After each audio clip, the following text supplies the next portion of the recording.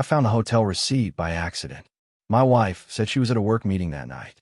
The receipt told a different story: deluxe suite, 2 dinners, a bottle of wine, and a name I'd never heard before, Peterson B. That's when I stopped being the good husband and became something else. I didn't yell. I didn't cry. I just started planning. 20 years of marriage, 2 kids, and she had no idea what was coming. By the time she figured it out, I was already gone. My name is Christopher Lawson. Chris to most folks.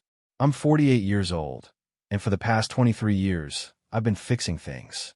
Broken boilers, busted pipes, faulty wiring in commercial buildings across 3 counties. I work for Davidson Property Management, one of the biggest in the state. It's honest work. The kind that leave you tired at the end of the day, but satisfied, knowing you kept offices warm, kept businesses running.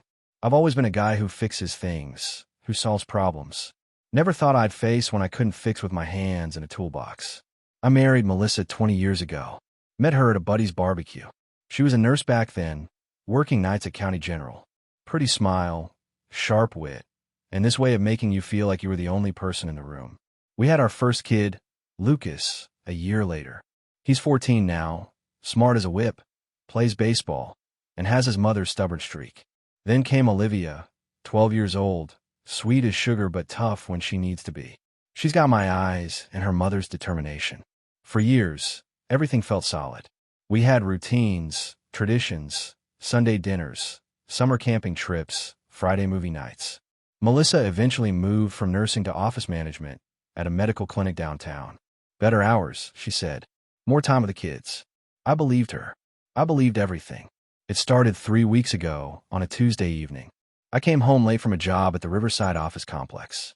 Burst pipe on the 4th floor. Took me 6 hours to sort out. I was beat, covered in grime, wanting nothing more than a hot shower and whatever leftovers were in the fridge. The house was quiet. Lucas was upstairs doing homework. Olivia was at her friend's place for a sleepover. Melissa was in the living room, curled up on the couch with her laptop, half watching some reality show. I headed upstairs, stripped off my work clothes, and stepped into the shower. The hot water felt like heaven on my sore shoulders. When I got out, I noticed Melissa's purse sitting on her dresser. It had tipped over, and some contents had spilled out: keys, lip balm, receipts. I started picking things up, not snooping, just tidying. That's when I saw it. A receipt from the Grandview Inn. High-end place about 40 minutes outside town, up in the hills. The kind of spot where anniversaries happen, where couples go to get away. The date on it was from 2 weeks ago, a Thursday. Melissa had told me she was working late that night, some staff meeting that ran long. She'd gotten home around 11, apologized for missing dinner, kissed my cheek, and gone straight to bed. The receipt showed 2 charges. Dinner for 2 at their restaurant, a bottle of wine, and a room. Deluxe King Suite. My hands went still. I read it again, hoping I'd misunderstood. But there it was, clear as day. The name on the credit card authorization was hers. And at the bottom, in small print, a guest name, Peterson B. I didn't know any Peterson. She'd never mentioned that name. I stood there in my bathroom, dripping water onto the tile floor, staring at that receipt like it might suddenly explain itself. My mind raced through possibilities. Maybe it was innocent. Maybe she'd helped a coworker book a room, used her card as a favor. Maybe Peterson was a vendor, a supplier, someone from the clinic. Maybe I was jumping to conclusions. But my gut knew better. 20 years of marriage teaches you things. You learn the rhythm of your spouse, the patterns, the tells. And something about this felt wrong, like a pipe that's been leaking behind the walls for months before you finally see the damage. I heard footsteps on the stairs. Melissa was coming up. I quickly stuffed the receipt into my jeans pocket, threw on a t-shirt, and walked out of the bathroom, trying to look normal. "Hey," she said, appearing in the doorway. "You okay? You look pale." "Just tired," I replied, forcing a smile. "Long day." She nodded, already turning her attention back to her phone. "Lucas needs help with his history project. Something about the Civil War. Can you check on him?" "Yeah, sure." I went down the hall to Lucas's room. My son sat at his desk, surrounded by books and printed articles, his laptop open to some documentary video. "Dad, check this out," Lucas said without looking up. "Did you know that more Americans died in the Civil War than in World War I and World War II combined?" "I did not know that," I said, trying to focus. That's pretty heavy, bud. He finally looked at me. You good? You seem distracted. Smart kid. Too smart sometimes. Just work stuff. I told him. Nothing for you to worry about. Show me what you've got so far. We spent the next hour working on his project, and it helped calm my spinning thoughts. But the receipt burned in my pocket like a lit match. After I said goodnight to Lucas and checked that Melissa was in bed, I went back downstairs. I sat at the kitchen table with my phone and did something I'd never done before. I looked up the Grandview's website. Luxury accommodations. Romantic getaways. Starting at $300 a night. The deluxe king suite went for $450. I opened our joint bank account on my phone and scrolled back 2 weeks. There it was. A charge for $473 to the Grandview Inn. Same date as the receipt. I'd seen it before but hadn't paid attention. Money came and went. We both had access. I trusted her. I sat there in the dark kitchen, the only light coming from my phone screen, and felt something shift inside me. This wasn't nothing. This wasn't a mistake or a misunderstanding. This was real. The next morning, I waited until Melissa left for work and the kids were at school. Then I called my best friend, Jason Turner. We'd known each other since high school, worked construction together in our 20s before I went into property management. He'd been my best man, was Lucas's godfather. If there was anyone I could trust with this, it was him. Jason, I said when he picked up, I need to talk. Can you meet me for coffee? Sure, man. Everything all right? You sound off. Just meet me at Riverside Diner. Half an hour. I'll be there. Jason was already waiting at Riverside Diner when I pulled up. He sat in a corner booth, coffee in front of him, looking concerned. I slid in across from him and got straight to it. Melissa's cheating on me, I said quietly. His face hardened. You sure? I pulled out the receipt and showed him. Then I pulled up the bank statement on my phone. Jason studied both, his jaw tightening. Peterson, he muttered. You know who that is? No idea. Never heard her mention the name.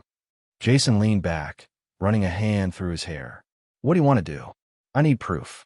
Real proof. Not just a receipt and a gut feeling. If this goes to court, if I'm fighting for my kids, I need everything documented. Smart, Jason said, nodding. You thinking lawyer? Eventually.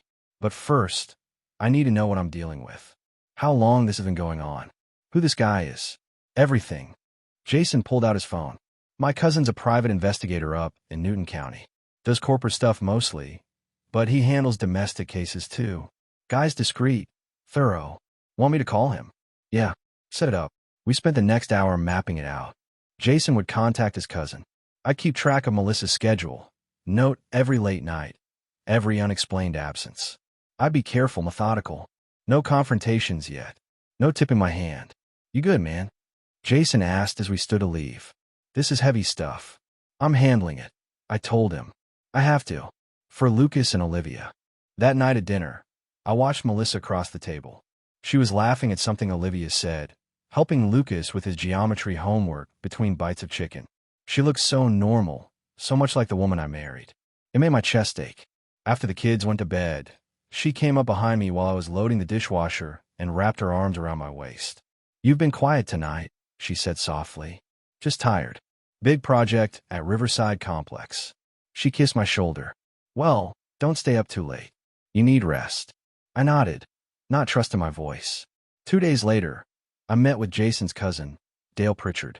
He was mid-50s, ex-cop, built like someone who still hit the gym regularly. We met at his office in Newton, a small second-floor space above a hardware store. Jason filled me in on the basics, Dale said, shaking my hand. Sorry you're going through this. Thanks. What do you need from me? Everything you've got. Her schedule, the receipt, bank statements, any names or locations. I'll do surveillance, document her movements, get photos if necessary. My rate is $100 an hour plus expenses. That's fine. Whatever it takes. I handed him copies of everything. He studied the receipt carefully. Peterson, he said. You run that name through social media? Workplace connections? Not yet. Do it. Might be a vendor, colleague, someone connected her clinic. People leave digital footprints everywhere these days. That evening, I sat in my truck in the parking lot of a job site and searched Facebook, LinkedIn, Instagram. After 20 minutes, I found him. Brad Peterson, 42 years old, sales representative for Greystone Medical Supply. His LinkedIn showed he worked with dental and medical clinics across the region. He was handsome in that polished way. Clean cut, expensive suits in his photos, bright smile. His Facebook was mostly private, but his profile picture showed him at some work conference, arm around a colleague. I stared at his face for a long time. This was the man my wife was meeting in hotels. This was who she chose over 20 years of marriage, over our family. I saved screenshots of everything and sent them to Dale. Then I drove home and kissed my kids goodnight like nothing was wrong. Dale worked fast. Within a week, he had a file 3 inches thick. Photos, timestamps, surveillance logs. He laid it all out on his desk while I sat across from him, my stomach in knots. "Your wife meets Peterson every Thursday evening," Dale said, sliding a series of photos toward me. "They vary the location. Different hotels, always within a 40-minute radius. She leaves the clinic around 6, drives straight to wherever they're meeting. He arrives separately, usually 15 minutes after her." I look at the photos. Melissa getting out of her car at the Grandview Inn. Another of her at Cedar Ridge Hotel. Another at Pineview Lodge. In each one, Brad Peterson appeared shortly after, walking through the same entrance. "They stay an average of 3 hours," Dale continued. "Sometimes they eat dinner at the hotel restaurant first. Sometimes they go straight to the room." "How long has this been going on?" My voice came out rougher than I intended. Dale flipped through his notes. "Based on credit card records you provided and what I've observed, at least 6 months. Probably longer. 6 months. Half a year of lies. Of her kissing me goodnight after spending the evening with someone else." "There's more," Dale said, his expression grim. "Peterson's married. Wife's name is Janet Peterson. They have 2 kids, ages 8 and 10. He lives in Brookfield, about 30 miles east of here." Something clicked in my mind. Does his wife know? Not as far as I can tell. But that's your call, not mine. I just gathered the facts. I took the file and paid Dale his fee in cash. "Thanks for your help. Sorry it turned out this way," he said, shaking my hand. "For what it's worth, you've got everything you need for court. Good luck." That evening, I sat in my truck outside Janet Peterson's address. It was a nice suburban house, tidy lawn, basketball hoop in the driveway. I watched through the front window as she moved around the kitchen, making dinner. 2 kids ran past, laughing. A normal family, just like mine used to be. I made a decision then. Janet deserved to know. She deserved the same truth I'd been hunting for. I got out of my truck and walked to the front door. Rang the bell. A moment later, a blonde woman in her late 30s answered. "Can I help you?" she asked, polite but cautious. "Mrs. Peterson? My name is Chris Lawson. I think we need to talk about your husband, Brad."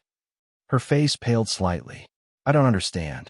He's been having an affair with my wife for the past 6 months. I have proof. Can I come in?" She stared at me for a long moment, then stepped aside. We sat at her kitchen table. I showed her everything. The photos, the hotel receipts, the timeline. She didn't cry, didn't yell. She just sat there, absorbing it all with this terrible calm. "I suspected something," she finally said, her voice hollow. "He's been distant, always working late. But I told myself I was being paranoid. I did the same thing," I admitted. She looked at me, and there was steel in her eyes. "What are you going to do?" "Divorce her. Get custody of my kids. Make sure she loses everything that matters." Janet nodded slowly. "I want to help. Whatever you need. He doesn't get to destroy this family and walk away clean." "Neither does she," I said. We shook hands. An alliance forged in betrayal. Living with Melissa became its own kind of torture. Every smile felt like a knife, every casual touch a betrayal. But I kept my face neutral, played the part of the unsuspecting husband. I had to. Not yet. Not until everything was in place. Lucas noticed first. We were in the garage on a Saturday afternoon, working on his bike. The chain had slipped, and I was showing him how to fix it. "Dad, can I ask you something?" he said, wiping grease from his hands. "Sure, bud. Are you and Mom okay? You guys seem off." I looked at my son, 14 years old, and already too perceptive for his own good. I couldn't lie to him, but I couldn't tell him everything either. "We're working through some stuff," I said carefully. "Adult stuff. Nothing for you to worry about. But I do worry. Olivia does too. She asked me last night if you and Mom were getting divorced." That hit me harder than I expected. I set down my wrench and faced him directly. "Lucas, I need you to listen." Whatever happens between your mom and me, you and Olivia are my priority. Always. I will never let anything hurt you too. Understand?" He nodded, but I could see the fear in his eyes. "Is it bad?" "It's complicated, but I'm handling it. I promise." That night, Jason came over with beer and takeout Chinese food. We sat on the back porch while Melissa took the kids to a movie. I made sure she was occupied. "Got the lawyer lined up," Jason said, pulling out his phone. "Her name's Catherine Reynolds. She's tough, been doing family law for 15 years. Won't take any garbage from the other side." "Good. When can I meet her?" "Monday afternoon. I already set it up. 2 o'clock at her office." He paused. "You ready for this, Chris? Once you pull this trigger, there's no going back." "I've been ready since I found that receipt." Jason nodded. "What about the kids?" "That's what keeps me up at night. But I'd rather they see me fight for them than watch me pretend everything's fine while their mother destroys this family." Monday came. Catherine Reynolds' office was downtown, on the 5th floor of an older building. She was mid-40s, sharp suit, even sharper eyes. We shook hands, and she gestured to a chair. "Jason tells me you need representation," she said, getting straight to business. "Tell me what's going on." I laid out everything. The affair, the evidence, Dale's investigation, my conversation with Janet Peterson. Catherine took notes, asking pointed questions. "This is solid," she said when I finished. "With this evidence, you'll get primary custody. The affair works heavily in your favor, especially with the kids' ages. Courts don't like parents who prioritize affairs over family." "What about assets?" "The house is in both names." "Yes, but I've been paying the mortgage for 20 years. Her income goes to household expenses, but the property payments are all mine. We'll argue for you to keep the house. She'll get some financial settlement, but given the circumstances, it won't be 50-50. I leaned forward. "I want this done clean. I don't want to drag my kids through a war." Catherine's expression softened slightly. "I understand, but be prepared. When she realizes what's happening, she may fight dirty. People do when they're cornered. Let her try." 2 weeks later, Melissa told me she had a business conference in Atlanta. 3 days, medical office management seminar. She showed me the itinerary, hotel confirmation. Everything looked legitimate. "It'll be good for the clinic," she said, packing her suitcase. "Networking, new management techniques. Might even lead to a promotion." "Sounds great," I said, watching her fold clothes into neat stacks. She kissed me before leaving. "Take care of the kids. Lucas has baseball practice Wednesday. Olivia has her art class Thursday. I've got it covered." I watched her drive away, saw her car disappear down the street. Then I turned to Jason, who was waiting in his truck down the block. "She's gone." I texted. "I'm coming over." For the next 6 hours, we worked like men possessed. I'd already moved most of my important stuff to the storage unit I'd rented under my name only. My tools, photo albums, my grandfather's watch, documents, everything with real value. Now we clear the rest. Clothes, shoes, my side of the bathroom, all of it went into boxes and bags. Jason's truck made 3 trips to the storage unit. We worked in silence, mostly efficient, methodical. "You sure about this?" Jason asked during the second trip. "This is Cole, man. She's been lying to my face for 6 months. She doesn't get a warm goodbye. By evening, my presence in that house had been erased. No razor in the bathroom, no coffee mug in the cabinet, no work boots by the door. It looked like I'd never existed there." The hardest part was the kids. Lucas and Olivia were at their grandmother's house, Melissa's mom, for the week. I'd arranged it carefully, told them I had a big project at work and needed to focus. They'd be back Friday, the same day Melissa returned. But they wouldn't come back to the same house. I left the divorce papers on the kitchen table, filed and ready. Next to them, a thick envelope with copies of all the evidence. Photos, hotel receipts, Dale's investigation report, bank statements. Everything. I also left a letter. Not an apology, not an explanation, just facts. "Melissa, by the time you read this, I'll be gone. You've been having an affair with Brad Peterson for at least 6 months. I have proof of everything. The divorce papers are filed. My lawyer will contact you. The kids will stay with me. You made your choice. Now live with it. Chris." Jason helped me load the last boxes into my truck. "Where you headed?" "Apartment I rented across town. 2-bedroom. It's small but clean. Got furniture coming tomorrow. And the kids. I'll pick them up Friday. Take them to the new place. Explain everything in a way they can handle. Jason gripped my shoulder. You're doing the right thing, brother. Those kids need stability. They need a parent who doesn't lie. I nodded, unable to speak past the lump in my throat. That night, I slept in my new apartment. It was quiet, empty, but it was honest. No more pretending. No more lies. When Melissa came home Friday afternoon and walked into that empty house, when she read that letter and saw those photos, her world would shatter. Just like mine had 6 weeks ago. Melissa's flight landed Friday at 4 in the afternoon. I know because Janet Peterson texted me. We'd been coordinating, keeping each other informed. She'd confronted Brad 2 days earlier, and according to her, he'd broken down completely.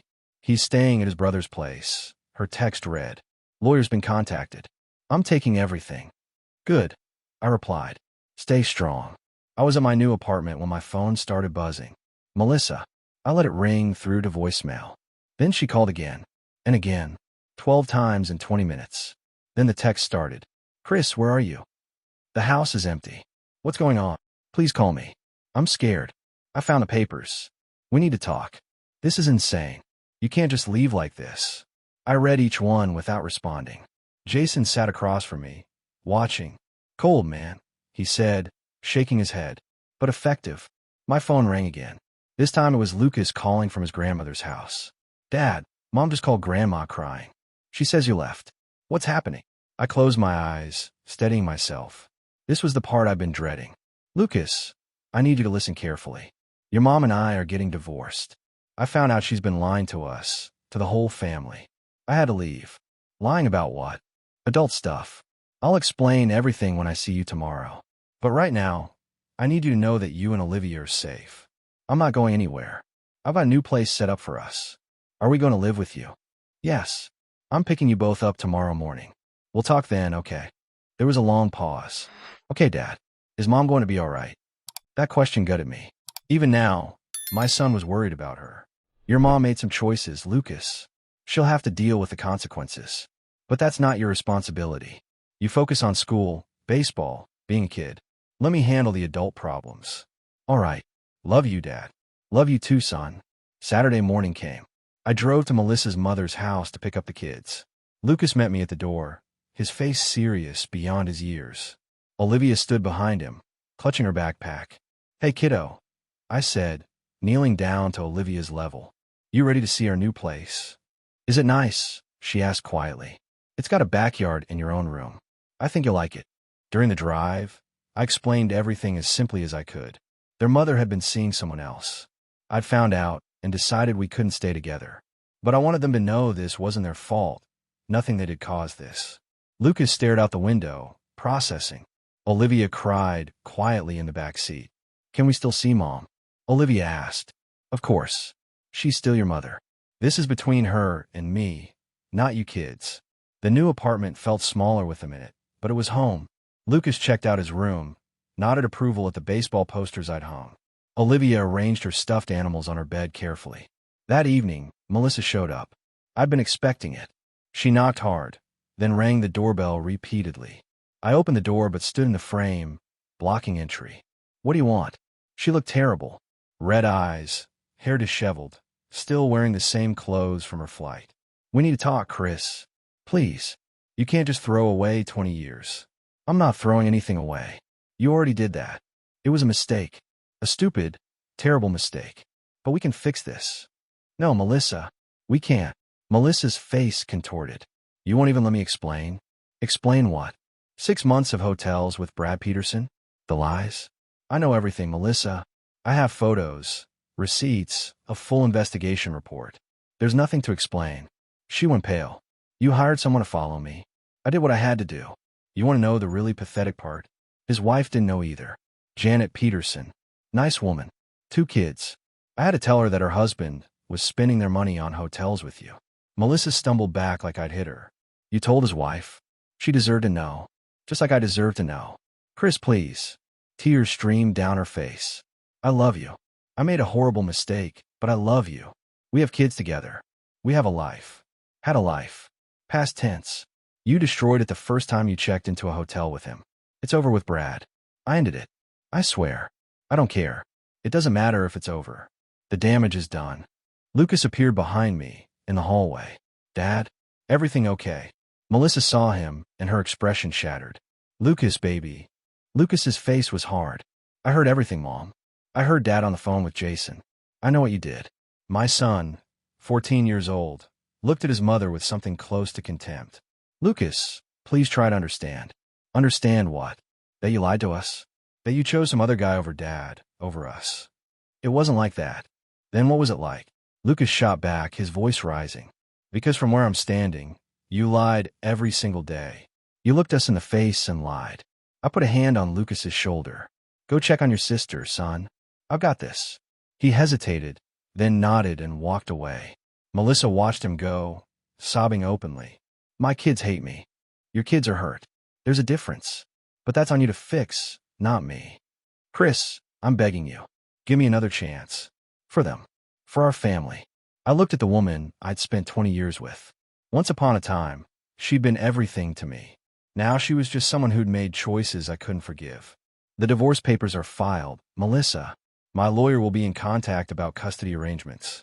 You can see the kids, but it'll be scheduled and supervised initially. Supervised? You think I'd hurt them?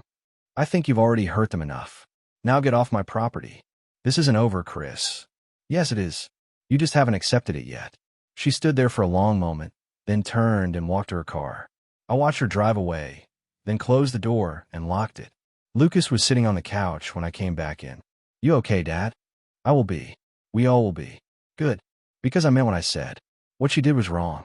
I sat beside him. I know, son. But she's still your mother. Eventually, you'll need to find a way to forgive her, for your own peace. Maybe. But not today. Not today, I agreed.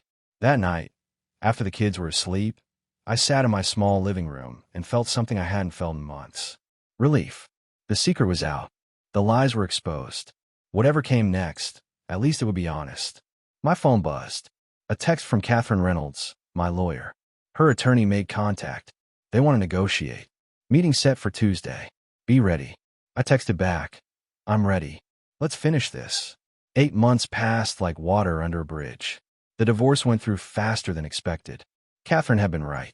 With the evidence we presented, the affair documented in painful detail, Melissa didn't have a leg to stand on.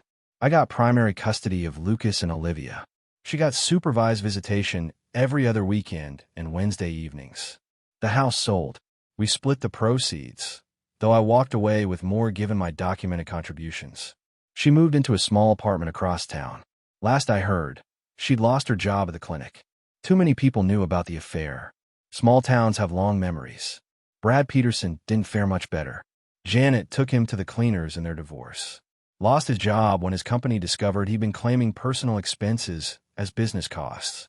Last Jason heard, Brad was living with his brother and working retail. As for me, I took the plunge I've been thinking about for years. Used my share of the house sale and open Lawson Property Services. Commercial building maintenance and repair. Just me and 2 guys I worked with at Davidson. We landed 3 contracts in the first month. By month 6, we had a waiting list. Lucas was doing better. His grades improved. Baseball season went well. He'd started seeing a counselor to work through his feelings about his mother. Progress was slow, but it was happening. Olivia struggled more. She was quieter, drew pictures of fractured families and broken houses. But she'd warmed up to our new routine. Movie nights, Sunday pancakes, just the 3 of us finding our rhythm. And then there was Catherine. Catherine Reynolds, my lawyer. After the divorce finalized, she called to check in, see how I was managing. We met for coffee, then dinner, then regular Friday nights when the kids were at their mother's. She was easy to talk to, understood what I'd been through in ways most people couldn't. She'd been divorced herself 5 years back. No kids, but she knew betrayal, knew what it meant to rebuild. One evening, we were at her place. The kids were with Melissa for the weekend. Catherine cooked dinner while I told her about landing a new contract with a hospital complex. You've really built something, she said, setting plates on the table. Most people would still be licking their wounds. Sitting around feeling sorry for myself wasn't going to change anything. Had to move forward. That's what I admire about you, Chris. You didn't let it break you. After dinner, we sat on her porch. It was late summer, warm evening, crickets singing in the yard. Can I ask you something? Catherine said. Shoot. Are we doing this? really doing this? I looked at her. Smart, strong, honest. Everything Melissa hadn't been. Yeah, I said. I think we are. She smiled. Good. Because I'm all in. 2 weeks later, Melissa showed up at my apartment unannounced. It was a Saturday morning. Catherine had stayed over. She was in the kitchen making coffee when the doorbell rang. I opened it. Melissa stood there, looking thinner, tired. She saw Catherine behind me, and her face fell. So it's true, Melissa said quietly. You moved on. What did you expect, Melissa? I don't know. I guess I thought maybe, eventually, we could try again. That was never going to happen. She looked past me at Catherine, who stood in the doorway holding 2 coffee mugs. Is she the reason you left? No. You're the reason I left. Catherine's the reason I'm happy now. There's a difference. Melissa's eyes filled with tears. I lost everything. My marriage, my kids, my job. My own parents barely talk to me. And you've got a new business, a new woman, everything. You made choices, Melissa. Consequences followed. That's how life works. Don't I deserve a second chance? Don't we all make mistakes? Catherine stepped forward, her voice calm but firm. A mistake is forgetting to pay a bill or saying something careless. What you did was calculated, repeated, deliberate. Chris gave you 20 years of loyalty. You gave him lies. This isn't about second chances. This is about him building a life with people who value honesty. Melissa looked at Catherine, then back at me. I loved you, Chris. Maybe you did, but not enough to stay faithful. Not enough to be honest. And that's something I can't forget or forgive. She nodded slowly, wiping her eyes. I guess this is really goodbye. Yeah, it is. She walked back to her car. I watched her drive away one last time. Catherine touched my arm. You okay? Better than okay. For the first time in a long time, I'm exactly where I need to be. The months rolled on. Lawson Property Services grew. We hired 2 more guys, expanded to residential work. Lucas got accepted to a summer baseball camp. Olivia joined an art program at the community center. They were healing, slowly but surely. My relationship with Catherine deepened. She met the kids officially, kept appropriate boundaries, never tried to replace their mother. Just became someone steady in their lives. Someone trustworthy. 1 year after I found that receipt, I stood in the office of my new business. Framed contracts on the wall, 3 trucks parked outside with my company logo, a full schedule for the next 2 months. I'd built this from nothing, from the wreckage of a broken marriage. Jason stopped by that afternoon, carrying a 6-pack. Congratulations, man. You did it. Did what? Came out the other side. Most guys would still be bitter, angry, stuck. You build a whole new life. Had to. For Lucas and Olivia. For myself. And Catherine. I smiled. Yeah, and Catherine. That evening, I picked up the kids from Melissa's supervised visit. They climbed into my truck, chattering about their weekend plans. Dad, can Catherine come to my game next week? Lucas asked. If she's free, I'm sure she'd love to. Cool. She's pretty awesome. Olivia piped up from the back seat. Can we have pancakes tomorrow? Catherine makes them better than you. Hey now, I protested, grinning. Those are fighting words. We drove home through familiar streets. 3 people rebuilding a family that looked nothing like before, but felt more solid than anything I'd had in years. Melissa had destroyed what we had. But in doing so, she'd freed me to build something better. Something honest. Something worth keeping. That night, after the kids were asleep, I sat on my porch and thought about everything that had changed. The betrayal had nearly destroyed me. But I'd survived. More than that, I'd thrived. Sometimes the hardest thing becomes the best thing. You just have to be willing to walk through the fire to get to the other side. I'd walked through it, and now I was finally home.